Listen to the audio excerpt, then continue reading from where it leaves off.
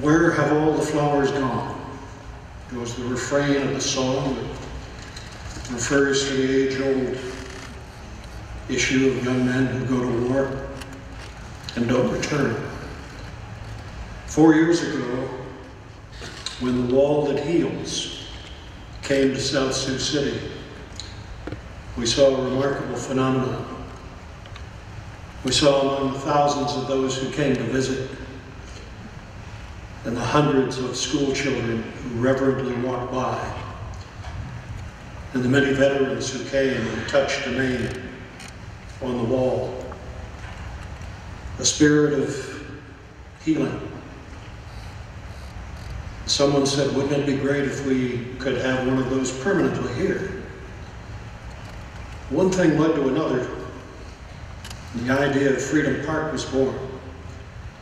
Literally within a stone's throw of where we are now, right down on the riverfront, there's a 55-acre plot that the city of South Sioux City has set aside, which will become Siouxland Freedom Park.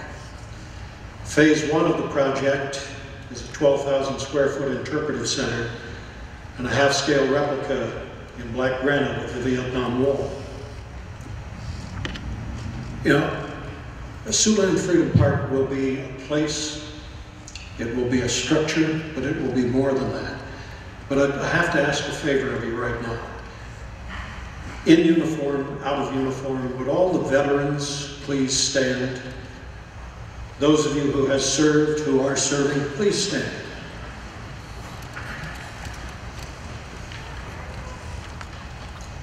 Number one, thank you. Ladies and gentlemen, they're all around you. They don't ask for your thanks, but they deserve it. They don't ask for your respect, but I assure you they've earned it. They're us. They're everywhere among us. We remember the fallen, but let us not forget those who continue to serve. And let us also not forget the families. Think of the husbands and wives, and sons and daughters, and sisters and brothers who stayed at home. We often overlook them because they're not in uniform, but they're in the service too. They know that that knock can come at the door at any moment. They know early on what commitment means. Thank you. Please be seated.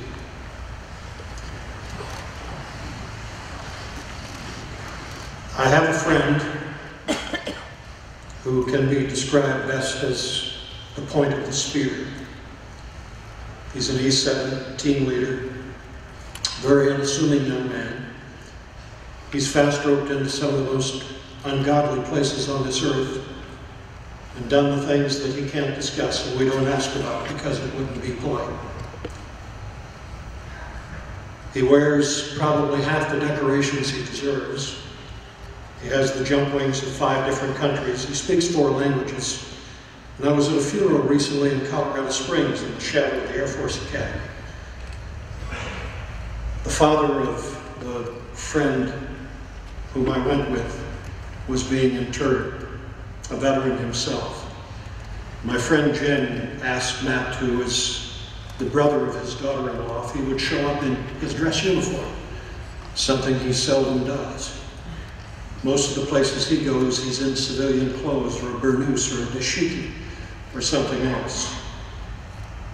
He came in his dress uniform with his green beret and his bloused boots, and he saluted the coffin. And before we left, I shook his hand and I said, wherever you go, take care of yourself.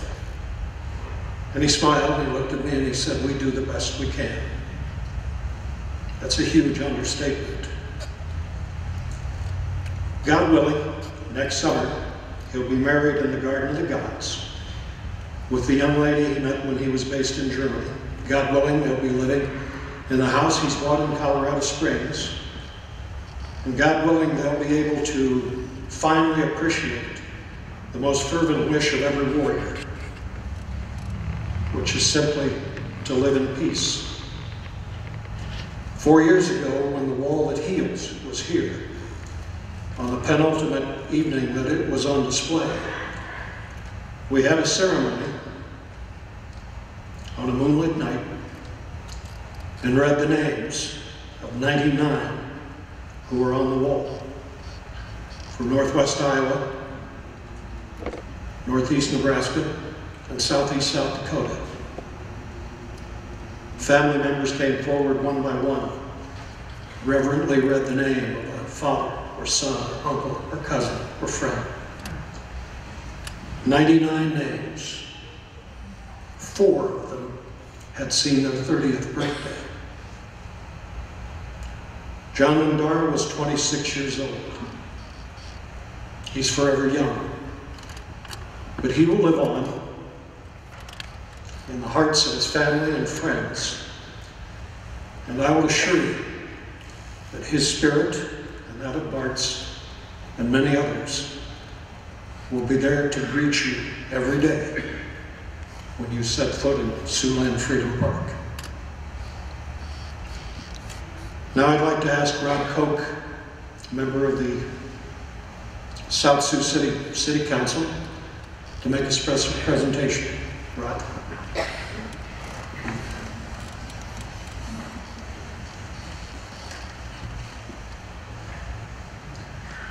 To the Douangdara family from a grateful city, we approve the following resolution at a recent council meeting. Honoring John. Resolution 2011-180, resolution honoring Master of Arms Officer First Class John Douangdara. Whereas the citizens of South Sioux City are proud of the patriotic service men and women that protect our city and our country. And whereas the city of South Sioux City has established Siouxland Freedom Park as a center of appreciation for all the past, current, and future service men and women of the United States of America. And whereas Siouxland Freedom Park is dedicated to the men and women who have served and sacrificed in the name of freedom and all those who cherish their precious gift. And whereas this park also contains an area designated to recognize the major contributions of military service men and women and their service animals. And whereas Master of Arms Petty Officer First Class John Douangdara was a Naval Special Warfare member and was a lead dog handler for the Navy TEAL Team 6. And whereas Officer Douangdara's decorations include the Bronze Star, Joint Service Commendation Medal, Army Commendation Medal, Presidential Unit Citations, Good Conduct Medal, National Defense Service Medal, Afghanistan Campaign Medal, Iraq Campaign Medal, Global War on Terrorism Medal, Sea Service Deployment Ribbon, Overseas Ribbon, Rifle Marksmanship Medal, and the Pistol Marksmanship Medal. And whereas, on August 6, 2011, Officer Douangdara and his military working dog Bart was killed in action in the downing of the United States Chinook helicopter in the Wardak province of eastern Afghanistan, and be it hereby resolved by Mayor McClarty of the South Sioux City Council that the western portion of Siouxland Freedom Park will be named in honor of Officer Douangdara and the service animals that he trained, and that a memorial be erected in said park in his honor and to honor all the dog handlers and dogs that have served our nation. Passed and approved this 12th day of September 2011.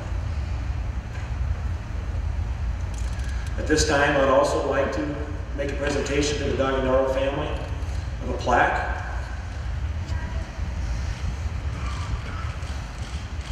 in honor of John. It's hard to see the plaque from where you're sitting. You can look at it afterwards, but I'll read what's on it. Master of Arms First Class Petty Officer John Douangdara, born 12/29/1984 in Sioux City, Iowa, graduate of South Sioux City Senior High School class of 2003. Enlisted in the United States Navy in 2003. Awards: the Purple Heart, Defense Meritorious Service Medal, the Bronze Star with V device, the Joint Service Commendation Medal with V device, Army Commendation Medal, Presidential Unit Citation 2, Good Conduct Medal 2, National Defense Service Medal, Afghanistan Campaign Medal 3, Iraq Campaign Medal, Global War on Terrorism Medal, Sea Service Deployment Ribbon 3, Overseas Deployment Ribbon 3, Rifle Marksmanship Medal, and Pistol Marksmanship Medal. KIA 8/6/2011 in Wardak Province, Afghanistan, alongside Bart, a combat assault dog, and 29 fellow service members when their CH-47 Chinook helicopter crashed.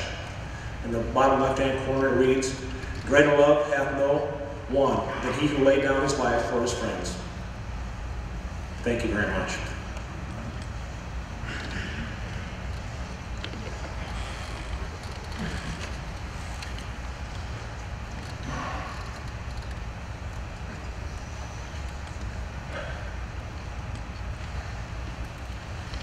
We have a special presentation for the family now, and to do that, I'd like to ask Colonel Muller to step forward again.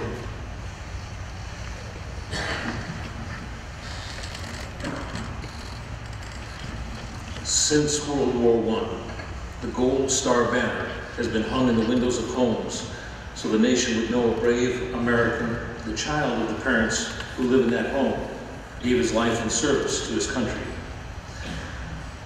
On the Gold Star banner, the red border stands for sacrifice, which all military members make. The white field represents purity of purpose, and the gold star represents a family member that has given up his life while serving actively, his or her life, while serving actively in our United States Armed Forces, and whose sacrifice was made for the cause of liberty and freedom. Giving this banner is a small gesture that evidences the greater American spirit. We'll never forget the heroes who have given their lives, working and fighting to keep us free. To the Douangdara family, you have given this nation the most precious gift, and all America is eternally grateful for your son, your brother, our hero, Petty Officer First Class John Douangdara. We are humbled to be in your presence. On behalf of the American Legion and the Veterans of Foreign Wars, I present you with this Gold Star banner and a citation from the Veterans of Foreign Wars that says, "Presented in memory of Petty Officer First Class John Douangdara, whose devotion to duty, courage, and patriotism has been so boldly evidenced by selfless service and supreme sacrifice in defending the freedoms of an oppressed people and ensuring the security of all Americans. Petty Officer First Class John Douangdara's sacrifice will forever be remembered and honored by those who share the common bond of service under the flag of the United States of America. In witness whereof, we have hereunto set our hands in the official seal of the Veterans of Foreign Wars of the United States, Richard L. Eubank, Commander-in-Chief, and Alan Kennedy, the Adjutant General. We as parents of sons and daughters serving in the armed forces of the United States of America are thankful to and extremely proud of your son's dedication, willingness, and love of country. On behalf of a grateful nation, we appreciate the life of your son, Petty Officer First Class John Douangdara.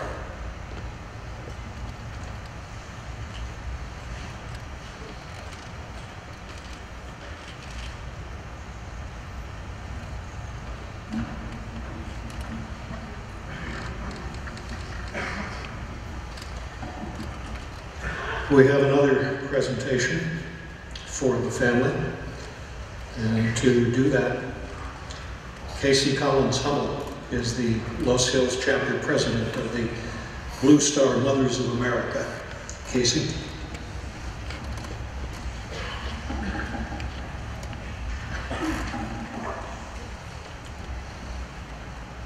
We are gathered here today to honor the service and the memory of a brave young man. On behalf of Blue Star Mothers across our nation, we extend our deepest sympathy and thanks to John's family. To be a Blue Star or Gold Star mother or father is an honor only our military children can bestow upon us. So to be able to display a Blue Star banner at our homes is a privilege. but to display a Gold Star banner is a distinguished honor. You've already heard the description of the Gold Star banner, so I won't read it again. The members of the Les Hills chapter, Iowa 2, Council Bluffs, Iowa, Blue Star Mothers of America proudly presents John's mother with his Gold Star banner. We as mothers of sons and daughters serving in the armed forces of the United States are thankful to and proud of your son's willingness to serve and his dedication and love for his country. We will not let him be forgotten.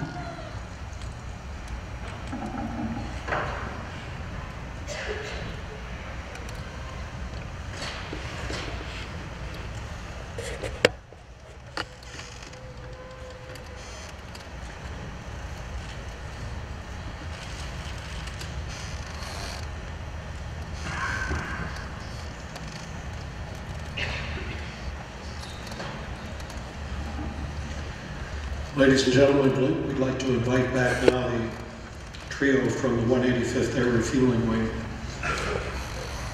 to present this familiar number, which is appropriate for today.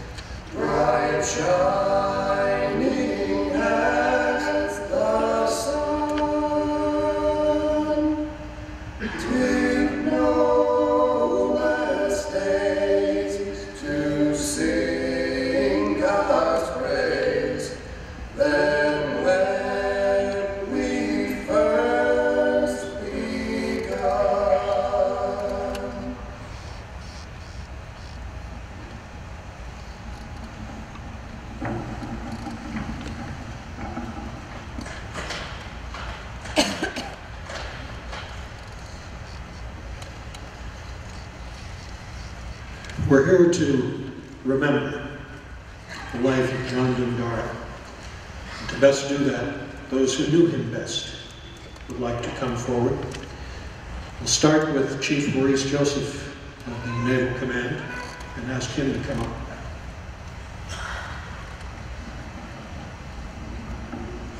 Hello, I'm not a chief, but my name is Maurice Joseph, and I worked with John for the last 3 years as his canine trainer.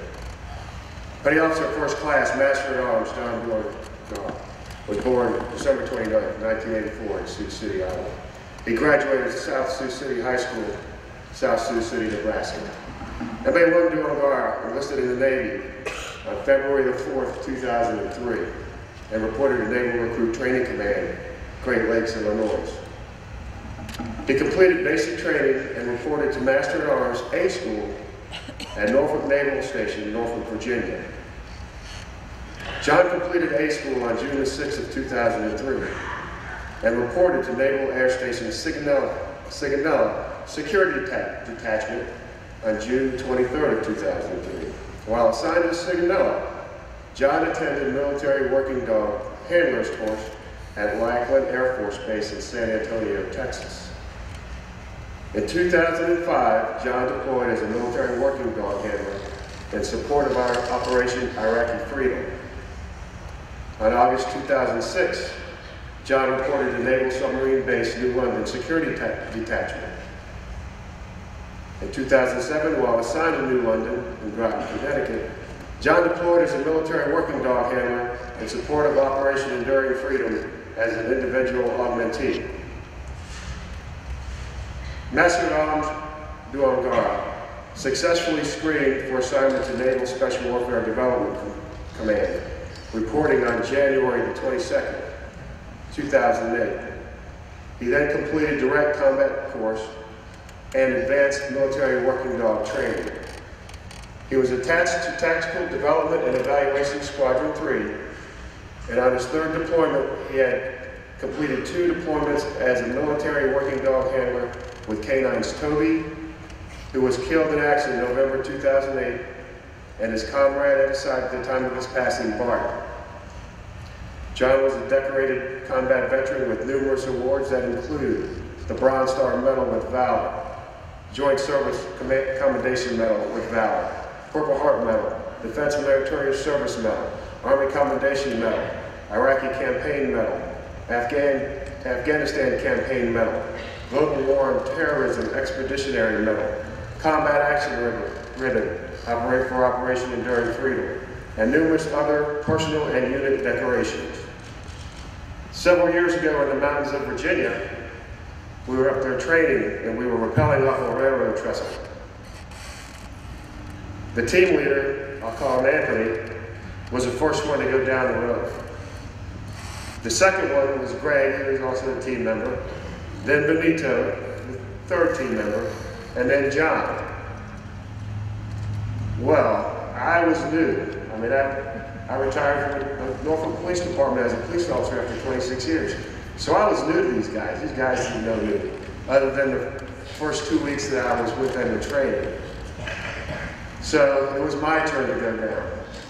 So I hooked into the rope, started going down, and I thought to myself, you know, let me try to show off a little bit to make them think that I know what I'm doing. So I turned upside down and went inverted. So I rappelled down the rope, inverted, getting to the bottom, and I turned right side up. Get off the rope, and I said, man, I did that. And then John comes up to me and goes, man, you're awkward. And other guys just started busting out laughing. Right then I knew that John was a practical jokester, because he got me all the time.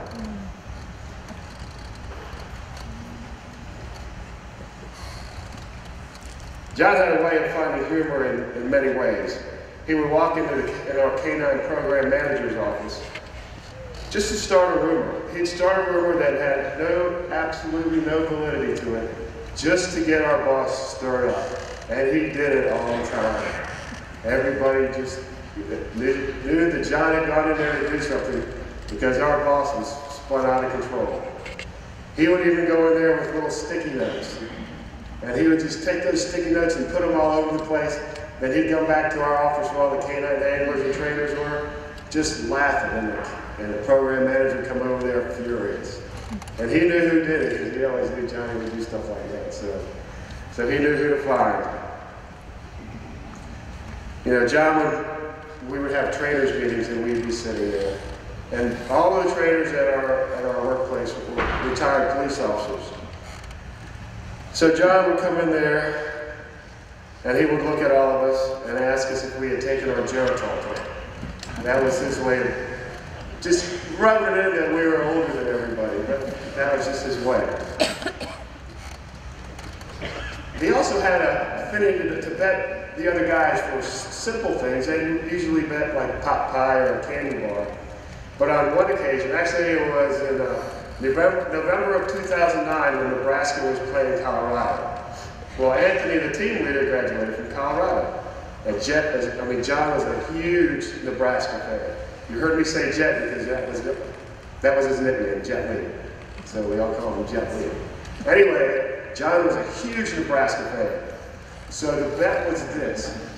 The bet was if Nebraska lost, then John would have to wear a Nebraska cheerleader outfit.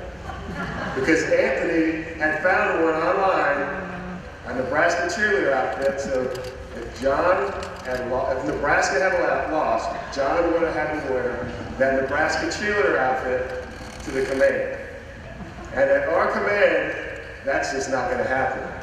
But that was the bet.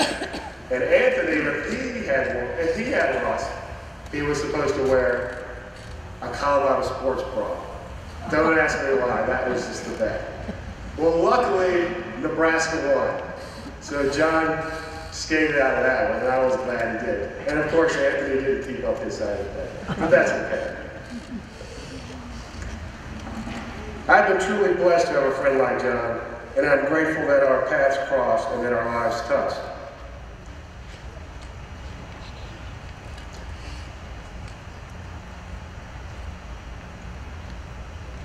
It was an honor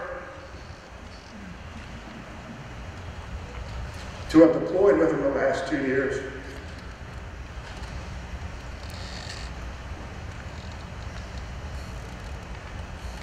I will always remember him with deepest admiration and affection.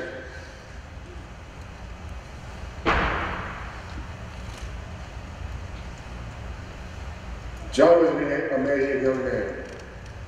His smile was contagious. His passion for his profession and his country was unsurpassed. John always put others before himself. He would ask how the family is and name each member. He was a thoughtful and kind person.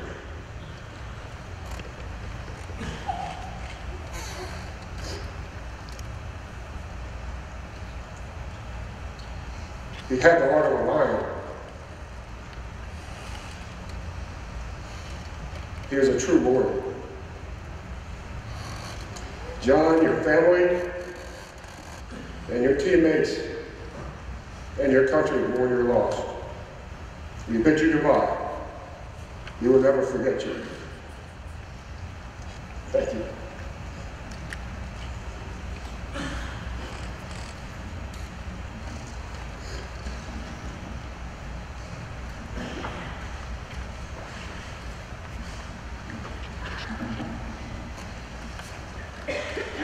John's debate teacher in high school, Mrs. Mary Wilson.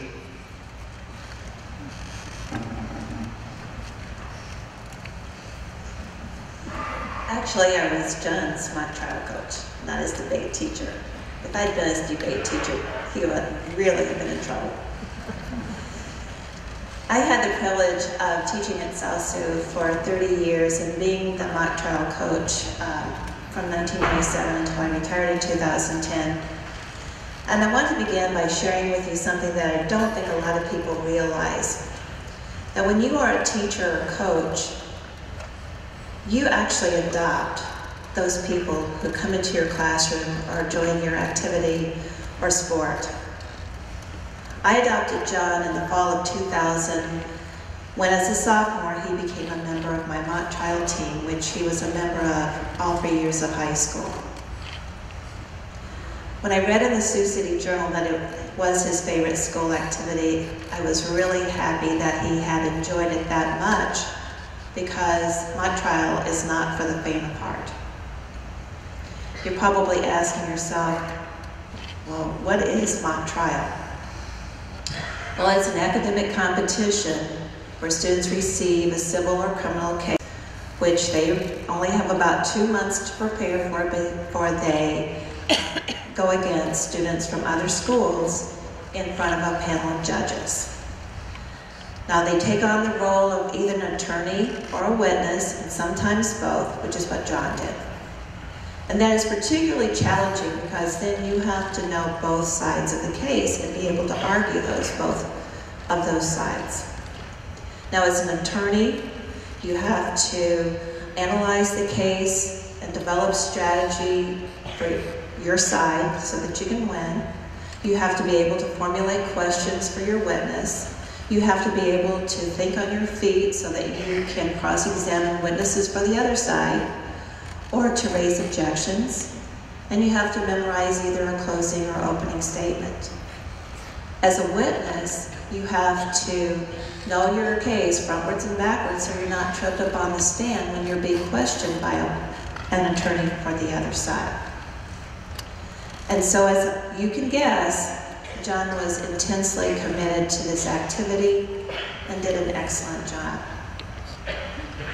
When Lance and Chan called and asked me to speak today, I was extremely honored to have the opportunity to tell you about this amazing young man.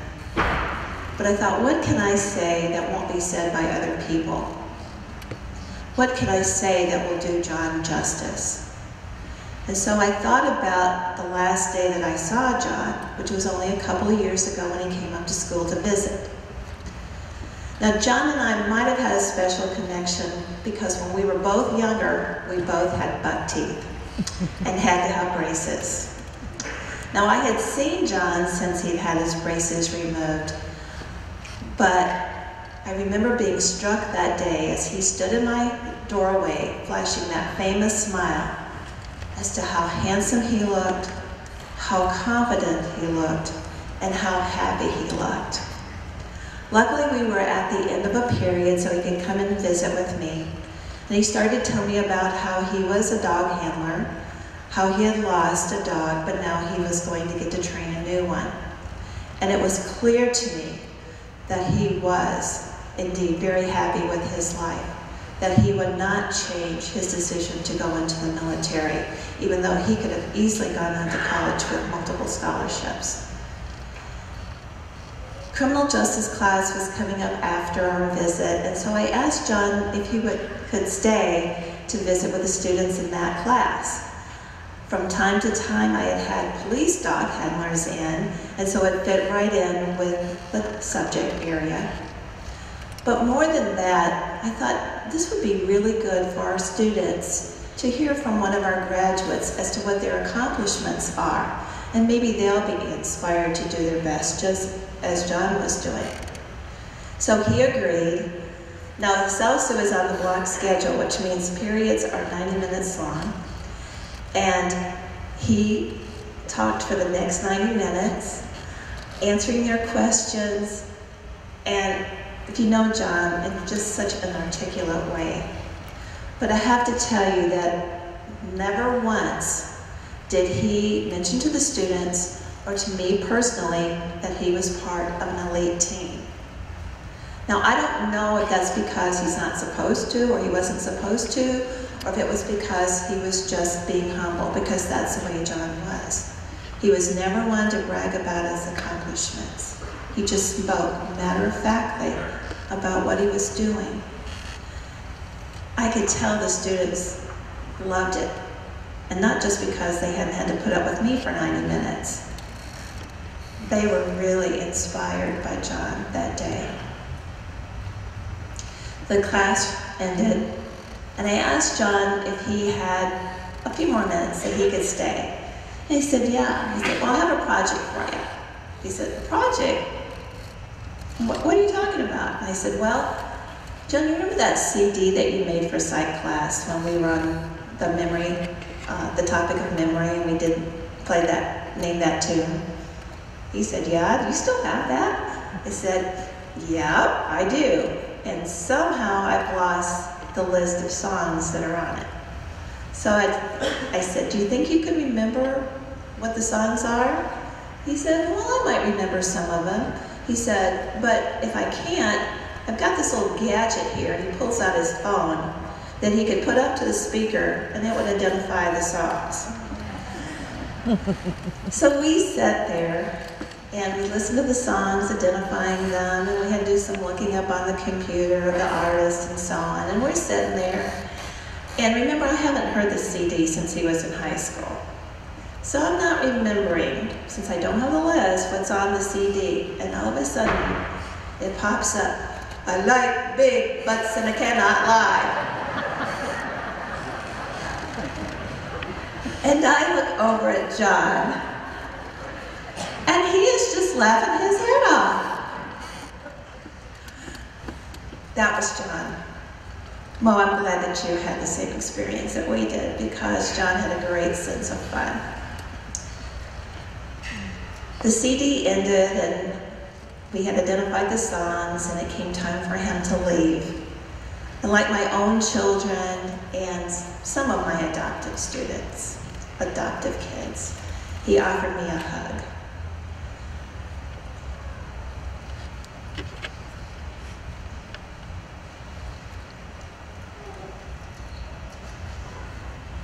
I can still feel it.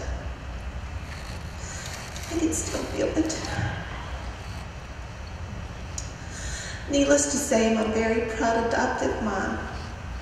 John represents everything that is good about this community. The diversity and the willingness of our citizens to work very hard to improve their lives and the lives of their families. He represents everything that is good about this country. He is from a family who's here because of the brave men and women who fought over a quarter century ago for their freedom, and then he in turn put himself in harm's way. Like the Congressman said, our recent commemoration of 9/11 reminds us that John wasn't doing that just for someone's freedom halfway around the world. John was doing that for our safety, for our freedom. I'm sure he gave to the military what he gave to my trial. His intelligence, his commitment to being his best, and his sense of fun. And for that, John, we are truly grateful. Those of us who knew John were indeed very blessed. But yet we are saddened because it's not just our personal loss. It is a loss to our country. He was extraordinary.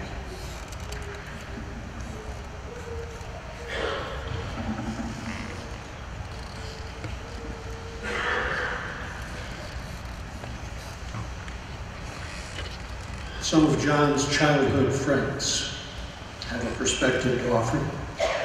Joe and Jim Ferrer, Nick Bird, would you step forward, please?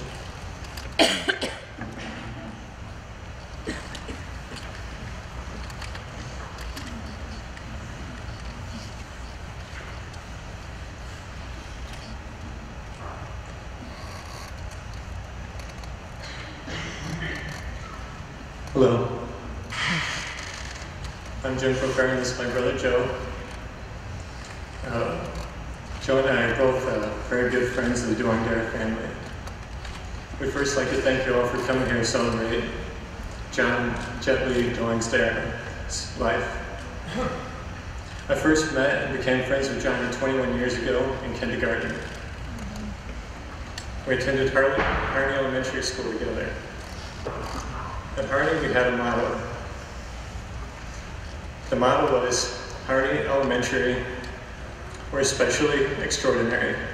We work so very hard to be the best that we can be. Johnny followed this motto throughout his entire life. I don't know anyone who worked harder to be the best that he could be. He proved that he was the best of the best, and because of that, Johnny's life truly was extraordinary. Johnny was a brave, fearless sailor. He was also known to be a bit of a jokester. He had the biggest smile, unforgettable laugh, and would always be tearing up the dance floor at the parties. He could light up a room just by his presence.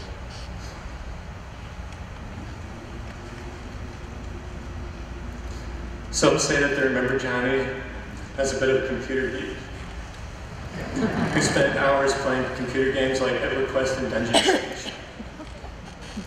He would always brag that he could hack into your computer, and his love of technology followed him into the military, and they quickly realized that he was talented and utilized him to set up networks for them. He was introduced to the war dogs in Sicily, and from there his career path changed. Johnny was like a military version of the dog whisperer. He was an expert at training dogs and was very proud of them. He was so good, in fact, that he was chosen to be a lead dog handler for the elite U.S. Navy SEALs. When Johnny would come home, he would share pictures, videos, and stories of his dogs with everyone.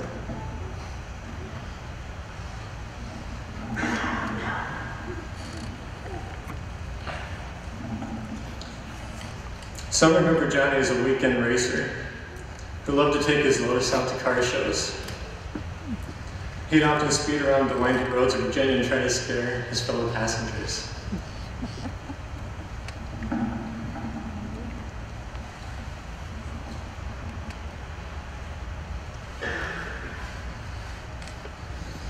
Most of all, John was a great American. He was a loving son who helped support his family. He never failed to call home to see if anyone needed anything, no matter where in the world he was or what he was doing.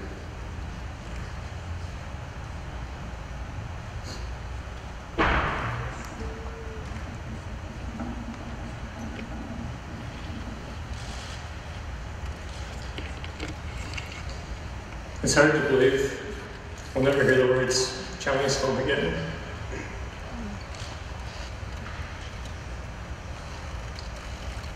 He's an amazing guy with a huge heart. I can't get your smile or your voice out of my head. Thank you for your service, and may God bless you and your family. I can't wait to see you again, brother. You're the best of the best.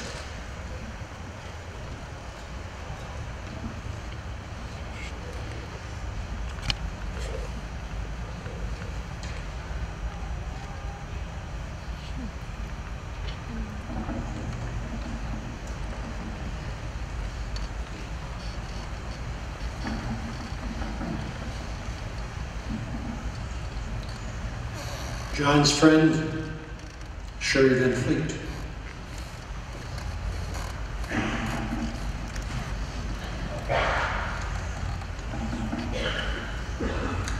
Hi, my name is Sherry. I was a close friend of John's and we served together in the Navy. We met in military working dog handler school when we were both 19, and since then we kind of unintentionally followed each other around to different duty stations. Since Jet moved to Virginia Beach, we always lived in the same neighborhoods or apartment complex and used to kind of tease each other over who was calling who. Unfortunately, only a few of John's friends from back in his home away from home could be here today, so I'll try my best to speak on behalf of everyone who's not here. I apologize in advance if I sometimes refer to him as Jet. Maurice did. But as he said, he was given that name in the Navy and his nickname just kind of stuck. Recently, he began introducing himself again as John, especially when it came to girls. But I told him I refused to call him John because I didn't want him to grow up. So if he was here today, he'd probably be laughing pretty hard that I'm calling him John. John was an amazing man with a spirit unlike any other. It's still weird for me to call him a man because every time I think of him, I imagine him as the teenager I met a really long time ago, but he really had begun to grow up into his own and was a very handsome and respectable man when he passed away. He was the kind of person who could get away with saying or doing just about anything because everyone around him knew whatever he did, it always came from a good place. He had such a true and pure spirit that others immediately sensed when they met him, and it drew people to him. He was only 26 But John loved life and managed to fit a lot of life into those 26 years. He did so much to enjoy and appreciate those around him, and always loved to have people around him. He loved music. He always kept up with up-and-coming artists and new songs that were coming out, and was always good at remembering the old school classics.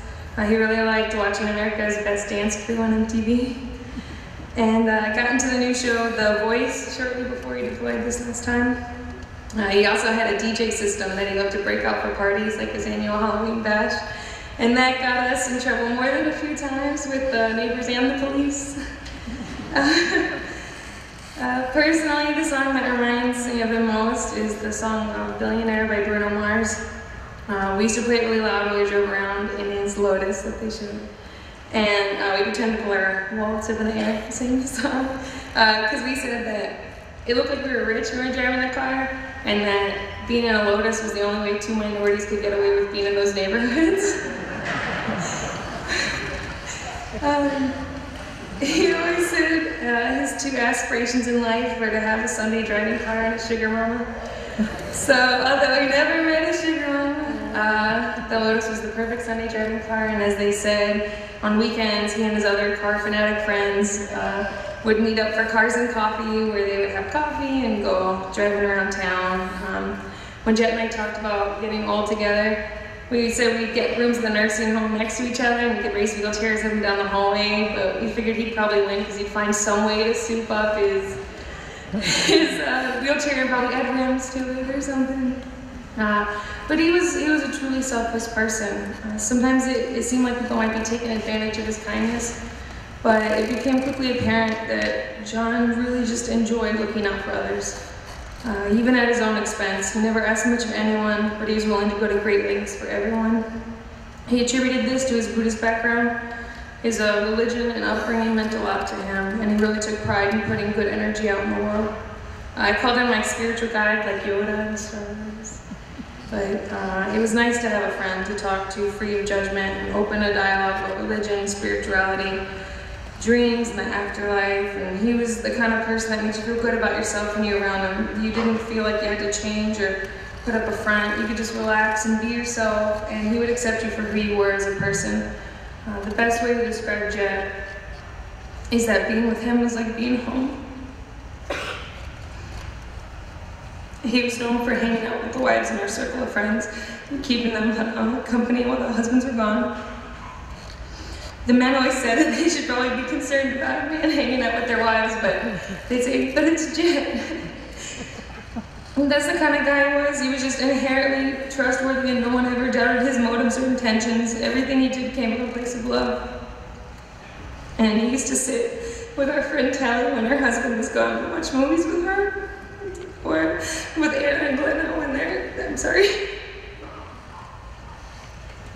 with Anna and Glenna, when they were bored at home with the kids, and even recently went to help cut down the tree limb for our friend Shannon when a storm came through the neighborhood, and her husband wasn't around to help her. If there was a gathering with the wives, Jet was usually invited, but my husband did cut it short of him being one of my bridesmaids. To put it simply, Jet was family. There's no other way to describe how people felt for him. He was a great friend to me and to everyone he encountered.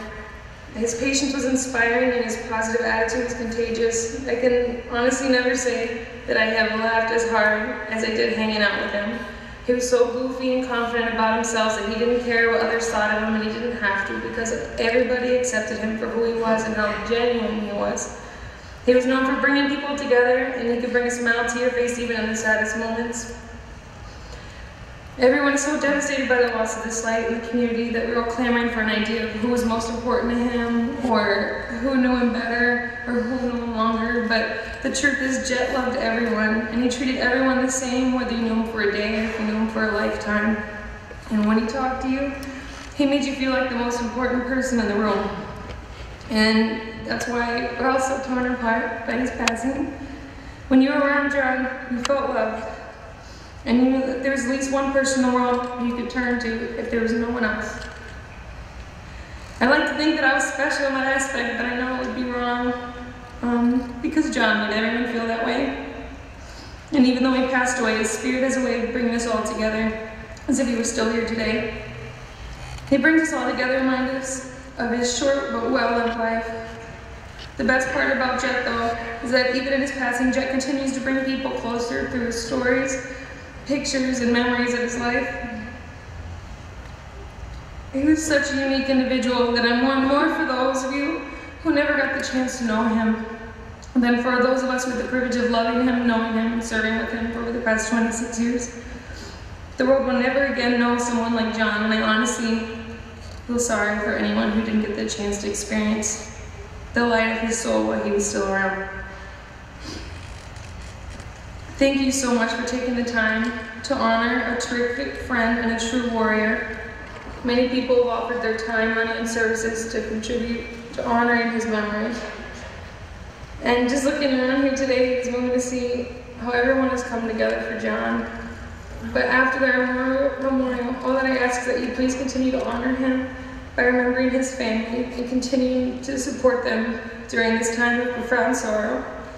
They're too strong to show it, but if you knew him, you know how much they must be suffering.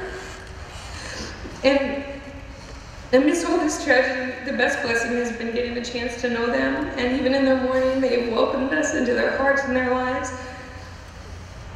And they did more to take care of our emotional well-being than we could ever hope to do for theirs. Seeing their generosity and welcoming spirit showed us immediately why Jet turned out to be so wonderful. And he's the culmination of everyone you see here.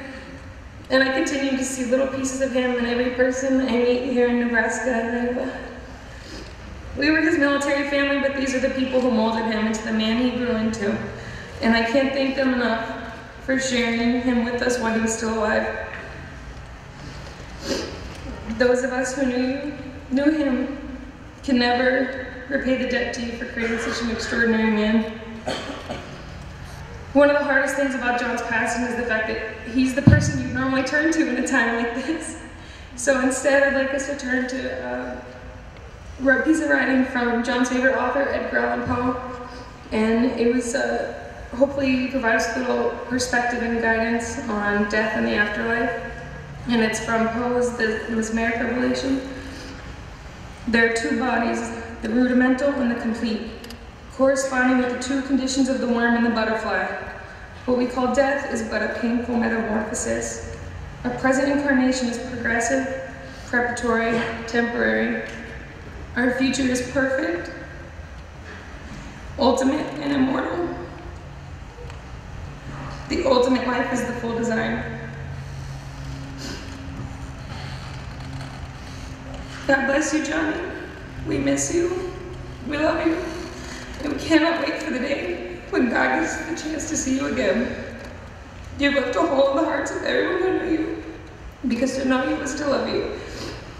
None of us will ever be the same without John Douangdara in our lives. We love you, Jet.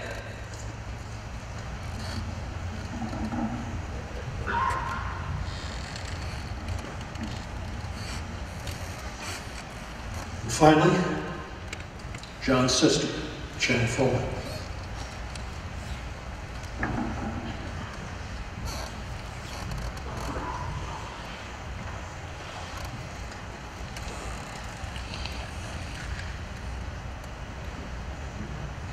You see the phrase everywhere: live, laugh, love. When I think of John and his life, that is the phrase that comes to mind. He did all of these things. He lived life, laughed lots, and loved forever. John lived life to the fullest. He had no fear, and he was full of life. Like the time he went tubing in Laos. There was a point on the river where you could swing, zip line, or even slide into the river from many feet above. He did all three. But on the trapeze swing, he had to outdo everyone by somersaulting into the river. He got 1.5 somersaults before landing on his face and giving him 2 black eyes.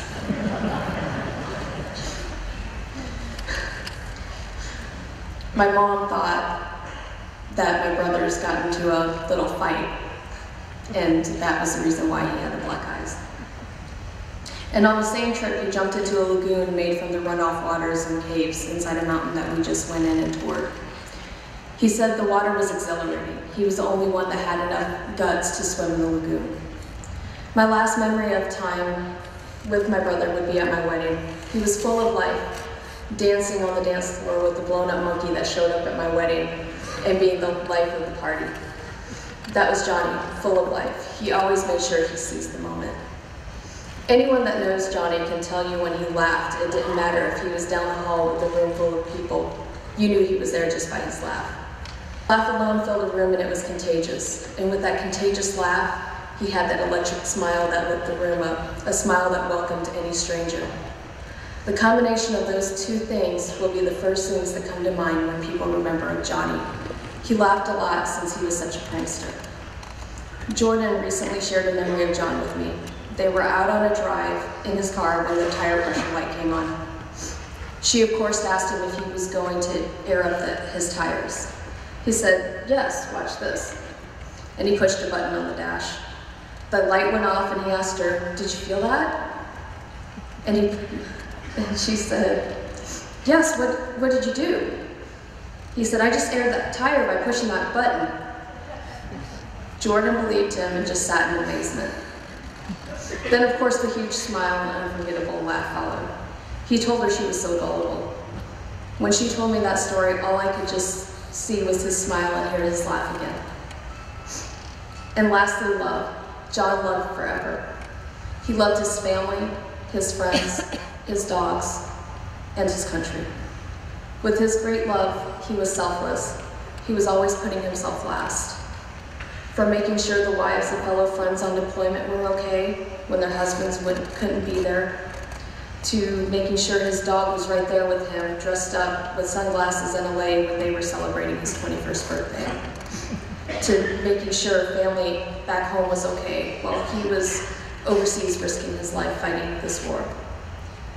He also loved his country, and for that he sacrificed the most precious gift. He sacrificed his life.